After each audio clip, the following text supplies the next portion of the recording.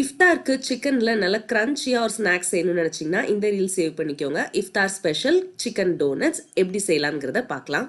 இந்த chicken doughnuts நீங்க ஃப்ரீசர்ல 2 மாசம் வரைக்கும் ஸ்டோர் பண்ணிக்கலாம். ஒரு ப்ராசஸர்ல போன்லெஸ் சிக்கன், வெங்காயம், மல்லி இலை, பிரெட் எடுத்துருக்கிறேன். இது கூட கொஞ்சமா சீஸும் எடுத்துருக்கிறேன் அண்ட் மசாலாஸ்லாம் எடுத்துருக்கிறேன். இன்கிரீடியன்ஸோட அளவு எல்லாமே கேப்ஷன்ல இருக்கு, செக் பண்ணி பார்த்துக்கோங்க.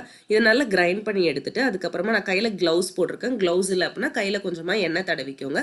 சின்ன சின்னதா டோனட் ஷேப்ல எடுத்துக்கோங்க. ரொம்ப பெருசா இருந்தால் உள்ள குக் ஆகுறது கொஞ்சம் டைம் ஆகும். இதை வந்து ரெஃப்ரிஜரேட் பண்ணியிருக்கோம் 15 நிமிஷம். 15 நிமிஷத்துக்கு அப்புறமா மைதா மாவுல ஒரு டிப், அதுக்கப்புறம் முட்டையில ஒரு டிப் பண்ணியிருக்கிறேன் அண்ட் ஃபைனலா பிரெட் கிரம்ஸ்ல ஒரு டிப். இதை வந்து நீங்க அப்படியே வந்து ஒரு ஜிப்லாக் பவுச்ல போட்டு ஃப்ரீசர்ல ஸ்டோர் பண்ணிக்கலாம். இல்ல நீங்க ஃப்ரை பண்றீங்க அப்படின்னா மீடியம் ஹீட்ல இருக்கிற ஆயில்ல நீங்க ஃப்ரை பண்ணி எடுத்துக்கோங்க. ஃப்ரீசர்ல இருந்து எடுத்து யூஸ் பண்றீங்க அப்படின்னா டாப் பண்ணணும்னு அவசியம் இல்லை. ஃப்ரீசர்ல இருந்து டைரக்டா எடுத்து மீடியம் ஹீட்ல இருக்க ஆயில்ல நீங்க ஃப்ரை பண்ணலாம். ஹை ஃபிளேம் வச்சீங்கன்னா டக்குன்னு கறிக்கிறோம். ஸோ மீடியம் ஃபிளேம்ல வச்சு பொறுமையா நீங்க வந்து குக் பண்ணி எடுக்கலாம்.